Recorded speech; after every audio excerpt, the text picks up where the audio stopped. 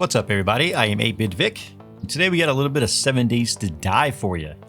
So I wanted to jump in here and kind of show off this, what I think is like probably so far at least, one of the most efficient little simple builds I've done for a Horde base / home base in a while. So me and my good friends and buddies, Diablo Blanco, Little Red, and my wife Coffee Beer Puppy, we've been playing 7 Days to Die on and off for quite a while. Since like some of my last videos that I posted several months ago when we were playing a lot. We haven't done many videos or many streams on the game, but we've been playing it on our own time, just casually enjoying it on our own. And I had an idea a couple weeks ago, because typically when we're playing, each of us kind of has our roles. You know, Diablo Blanco, whose house is over here, he typically gathers stuff that we need for ammunition, crafts all of our ammo, explosives, weapons and things like that. Little Red over here, her and Coffee Beer Puppy typically like team up and gather most of the materials, lots of scavenging, books, all sorts of stuff that we need, farming, things like that. I think Diablo usually does some of the farming as well, but everybody kind of gathers around that. Now, for the most part, I focus on defense systems, the total build out of the Horde base.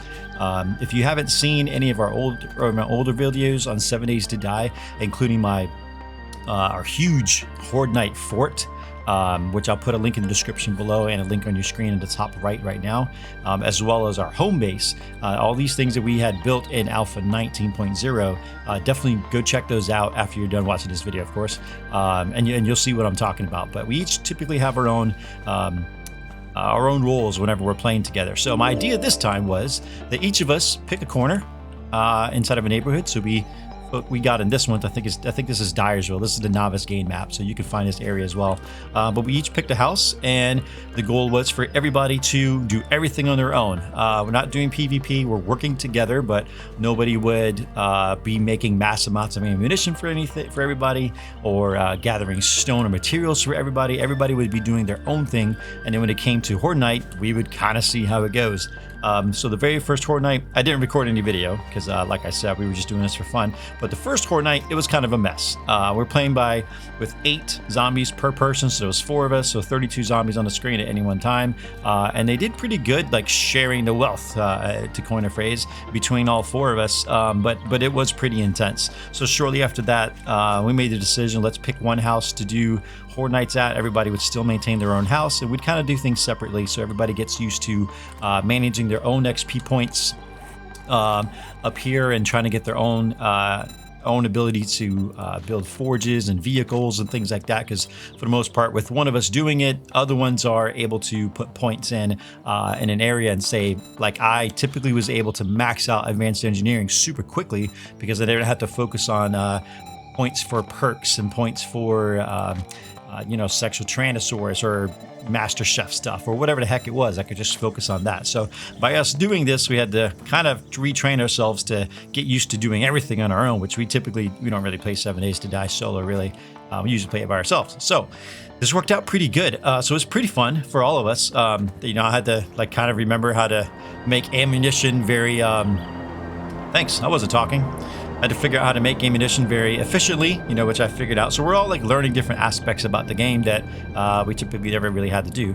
And I've been pretty proud, I would say so far, of this little home base / Horde base that I've made so far. I try not to do too much craziness with this building, kind of keep it looking the same, but in a matter of I hope this is off. Oh my god, I hope this is off. It is. Okay. In a matter of 16 days, I managed to, make quite a bit. Got electrical fence going on, obviously, concrete walls. Some of these dart traps I purchased. Some of them I made myself. Now we are playing 2-hour days. I like playing 2-hour days anytime I start a game in 7 Days to Die, because it affords me time to just kind of not have to be going like against the wire the entire time. I could just kind of focus and mining things and getting stuff and building things out and slowly doing my whole tower defense thing, get ready for that Horde Night. So this is like the main house. It was, it had furniture and all sorts of stuff, and I hollowed out things that I didn't really need, got rid of the table that was here. I opened it up a little bit, it's kind of a modern open design. And I started leveling everything up with brick first and concrete once I had the ability to do so. eventually came the idea to, I installed just a couple of these along the walls. There originally was like just 4 or 5 of these hatches so that I can kind of peek out and see what's going on. And then after the first Horde night, I was like, man, I really need to be able to see completely around the house because obviously I'm standing inside here. So I opened them up to corners. So now in each corner of the house, there's there's visibility everywhere. And this is actually what we did during the last Horde night. I literally assigned everybody a corner, and we all took to that corner, and then we adjusted fire as the night continued to go on. And I wish I had video of the last Horde night because it was intense. We did good. Obviously, the building, I had to repair a couple things, but it wasn't too bad. I will probably record next Horde night. Absolutely. Since somebody that's watching this, I'm sure, is probably wondering, like, how well will it do? What I didn't expect that was on day 14, second Horde night was already to beginning. We call them boomers. I'm not sure what the hell they're actually called, but it's the guys with the bombs on them. They start blinking and then they explode. I forgot what the hell their actual code name is, but we call them boomers because they go boom. So yeah. But anyway, there's the original 3 doorways in the house are still here. Only thing I did was I upgraded the original doors to that, and then I built kind of just like a little concrete box around them and put a second door just in case the original one was breached. Each one of those has the same thing, like that. And then at each door, I put a trigger plate that's on its own separate network, so I can turn on the trigger plates with the dart trap system, and that's separate from the electrical fence grid and eventually the turrets and blade traps, which I'll be installing. But you step on the trigger plate, dart fires you. So that's the idea, is obviously zombies are going for these doors. So as they're standing here trying to hit at it, they're loaded up. And the 3 corners that have blades or dart traps to deal with, they can access the back of them here. And we don't have any in here, but more ammunition for it would be loaded in here. As you can see, this is a little red spot, so she can put whatever she wants in here. This corner over here, I assigned to Coffee Beer Puppy. And, she's got ammunition in here. Her spot doesn't have a dart trap. But she does have access to all the power, which isn't really much. I keep the generator upstairs running the entire time, 24/7, because literally in 7 days it barely burned any power by just sitting there running. It's literally just powering these wiring relays, which only take like 1 watt, so it's literally almost nothing. But yeah, I could turn the darts on separately. I can step out here and almost get shot really quickly. You can pass them pretty easily, and then yeah, just crack them off. Same thing with the blades. There's only a fence right now, not blades. Which I actually have to repair because they did fuck up some of the fence posts. And then yeah, over here there's 2. So this dart trap here covers that door. Same thing, you can access it here. And I kept extra stuff in here. And then there was another dart trap over here that covered this doorway. And that one blast you. That one's accessed right here. Keep it loaded up. Got my own chest full of stuff. And I had to build something protruding out. Well, I wanted to build something protruding out to cover the dart trap. So instead of just having like cages around it, I ended up just building this little, this little cage. Like it's almost like a shark cage out here in case it gets crazy. Which actually worked out because this area right here was getting overrun by zombies wildly. So this worked out. Somebody being able to be here, and then I think I was barely able to stand over here at this corner. And kind of shoot them. So I may have to do something with this to get a little bit more visibility there. I only kept the toilet because I don't know, why not? Who cares? Made this cool little nifty, system for my storage. I don't know. I was just trying to do something different. Looked kind of cool. Looks like cabinets. Whatever. You can steal the idea. That's fine. But probably other than all this and stuff, and now the blades I have outside, everything. Probably one of the other favorite parts I have of this house is up here. So of course I open up some of the walls and things. I only put a couple of candle lights in here, so you mainly use your flashlights, obviously. But this area here is probably one of my favorites. Which I don't know if you, real quick before I do that, I don't know if you noticed this, but I have this Dropbox here, so I can throw things in as, you're looting and stuff. You usually have your pockets are full. You just drop all the shit, get back to doing things so you don't have to spend 20 minutes sorting through your inventory that quickly. Well, I made a little spot. Pretty simply, I can access my Dropbox right here. It's not a big deal, but it keeps me from having to run up and down the stairs 50 times to get stuff done. So yeah, so this is the main wire that goes to my generator. That's in my my meth lab, I'm going to call it in here. I hope that's okay for you too, but it's not really a meth lab. Obviously, I craft things in there, but that's what we call it when we're playing our own. So main power comes over here. That's kind of the master switch for everything if I need to. I haven't really had a need to do it, but I thought it'd be cool to have one, so I did it. And then this is my little room. I'm going to shut the generator off for now. Yeah, so it's not that loud. But yeah, so this was originally the bathroom in this house. And I've turned it into probably one of the most efficient little crafting, forging, mixing stations that I've had so far. I could obviously use a little sprucing up as far as looks. Like I'm just using these storage chests because that's what I was using at the time. I didn't want to waste the nails. But yeah, I mean, in here I've managed to fit 2 small forges, 2 cement mixers.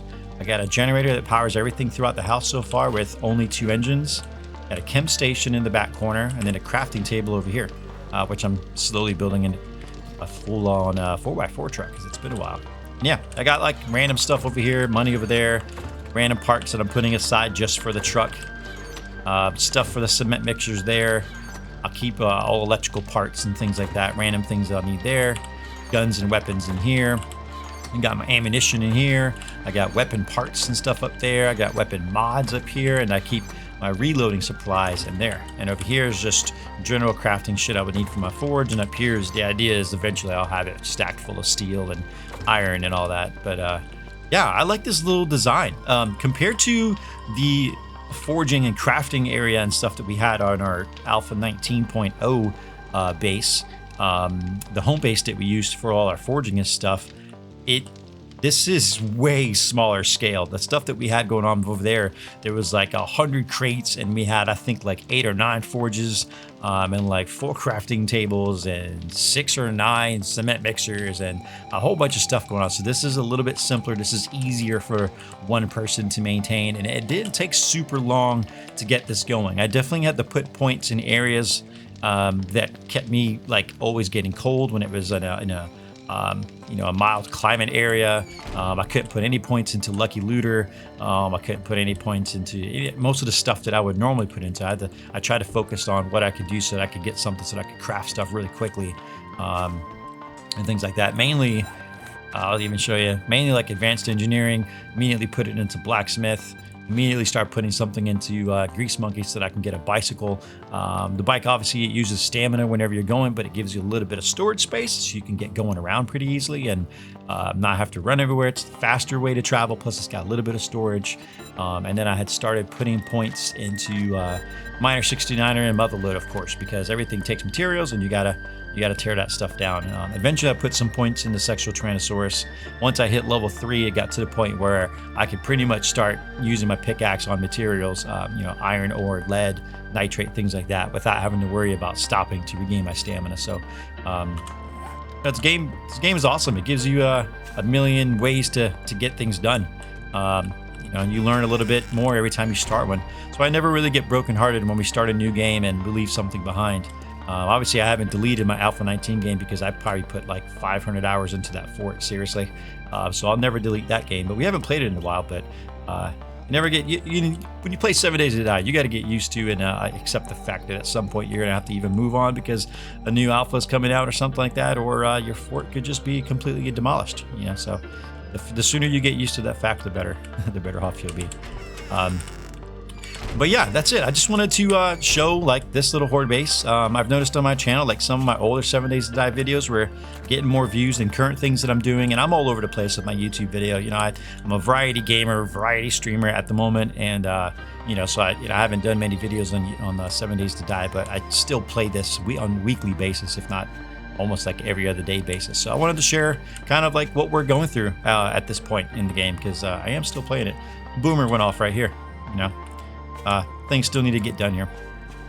But yeah, so that's pretty much all I got. I'll definitely be doing a video later on in the future, maybe during a Horde day, kind of showing what this thing will be doing at that point, because there'll definitely be some upgrades that I'll do before the next Horde night, because it was at its limit this time for sure.